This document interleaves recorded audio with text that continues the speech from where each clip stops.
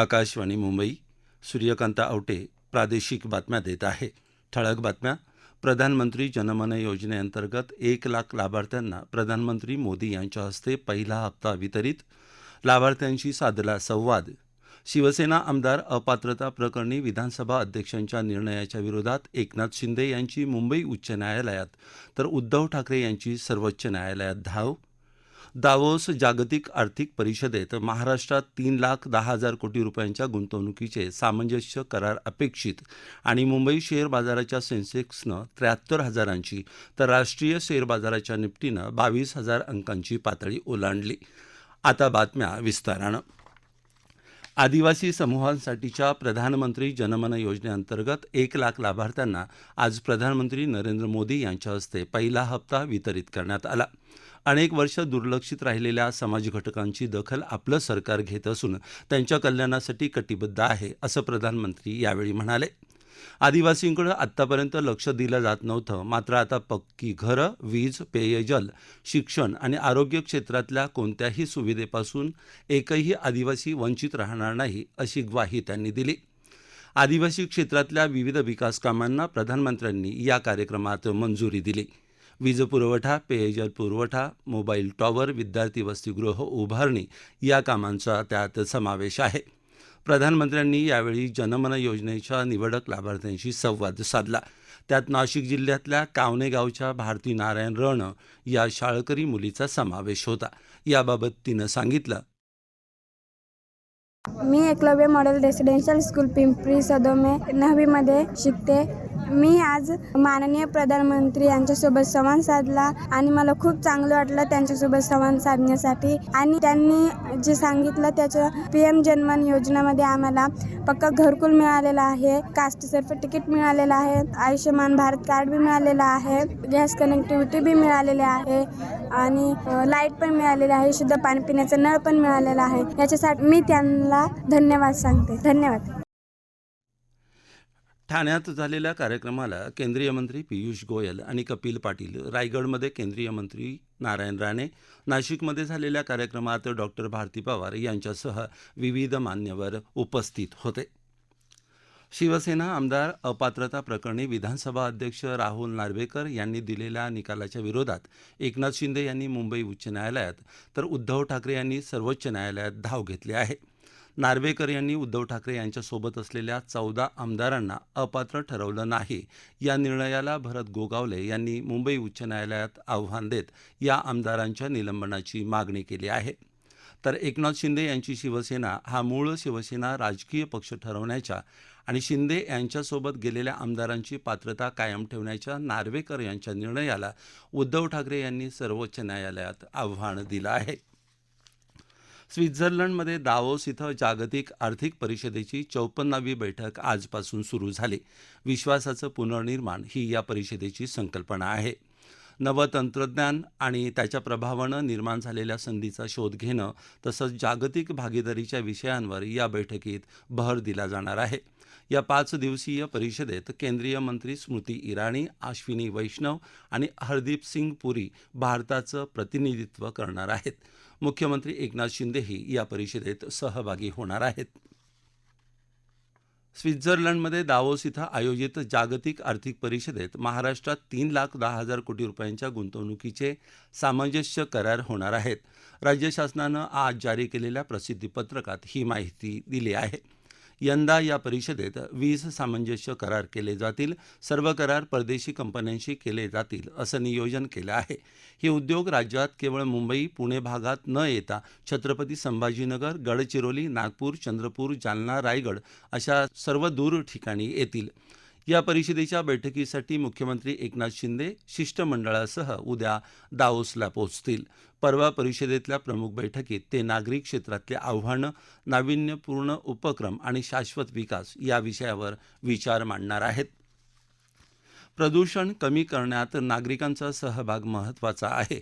मुंबईत ध्वनी प्रदूषण कमी करण्यासाठी हॉर्नमुक्त आठवडा नो हॉकिंग वीक साजरा करण्याबाबत पर्यावरण प्रेमी संस्थांनी पुढाकार घ्यावा असं आवाहन राज्यपाल रमेश बैस यांनी केलं आहे.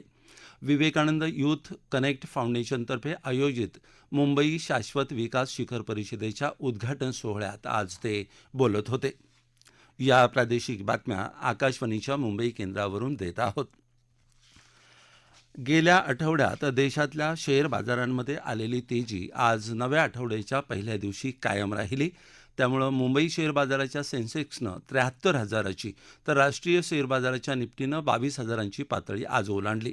दिवसअखेर सेन्सेक्समध्ये 759 अंकांची वाढ झाली आणि तो 73,328 अंकांच्या विक्रमी उंचीवर बंद झाला. तर राष्ट्रीय शेअर बाजाराचा निफ्टीही 203 अंकांची वाढ नोंदवत 22,097च्या नव्या उंचीवर बंद झाला.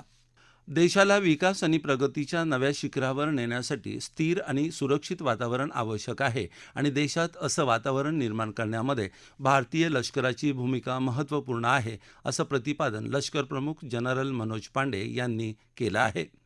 76व्या लष्कर दिनानिमित्त आकाशवाणीवरून देशाला संबोधित करताना ते आज बोलत होते. देशाच्या सीमा सुरक्षित ठेवण्यासाठी सर्वोच्च बलिदान देणाऱ्या हुतात्मा जवानांना त्यांनी आदरांजली अर्पण केली. राष्ट्रपती द्रौपदी मुर्मू यांनी सर्व आजी माजी सैनिक आणि त्यांच्या कुटुंबियांना लष्कर दिनाच्या शुभेच्छा दिल्या आहेत. लष्कर हे सर्व देशवासियांसाठी प्रेरणास्थान आहे. संघर्षाच्या तसंच शांततेच्या परिस्थितीत शूरसैनिक देशांचं रक्षण करण्यास सदैव तत्पर असतात, अशा शब्दात राष्ट्रपती मुर्मू यांनी सैन्य दिनानिमित्त सैनिकांचं मनोबल वाढवलं आहे. उपराष्ट्रपती जगदीप धनखड आणि प्रधानमंत्री नरेंद्र मोदी यांनीही लष्कर दिनानिमित्त शुभेच्छा दिल्या आहेत. राज्यात आज कोरोनामुळे 3 जणांचा मृत्यू झाला. राज्यात आज कोविड-19च्या 35 नव्या रुग्णांची नोंद झाली तर 60 रुग्ण कोरोनामुक्त झाले.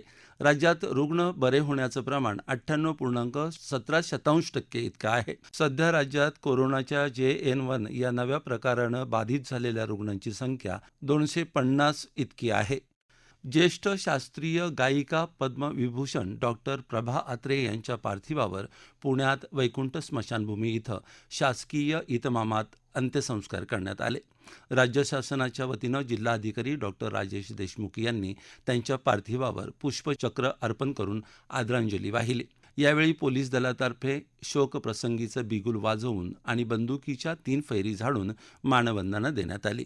यावेळी वरिष्ठ सरकारी अधिकारी, स्वरमयी गुरुकुलचे सदस्य यांच्यासह गायन क्षेत्रातले मान्यवर उपस्थित होते. भारतासाठी पहिलं वैयक्तिक ऑलिम्पिक पदक जिंकणारे कुस्तीगीर खाशाबा जाधव यांचा जन्मदिवस आज राज्य क्रीडा दिन म्हणून साजरा करण्यात आला. त्यानिमित्तानं मुख्यमंत्री एकनाथ शिंदे यांनी खाशाबा जाधव यांना समाज माध्यमांवर अभिवादन केलं आहे. राज्यात आज सर्वत्र मकर संक्रांतीच्या सणाचा उत्साह दिसून येत आहे. तिळगुळ घ्या आणि गोड बोला म्हणत एकमेकांना तिळगुळ देऊन हा सण साजरा केला जातो. मुख्यमंत्री एकनाथ शिंदे यांनी राज्यातल्या जनतेला मकर संक्रांतीच्या शुभेच्छा दिल्या आहेत.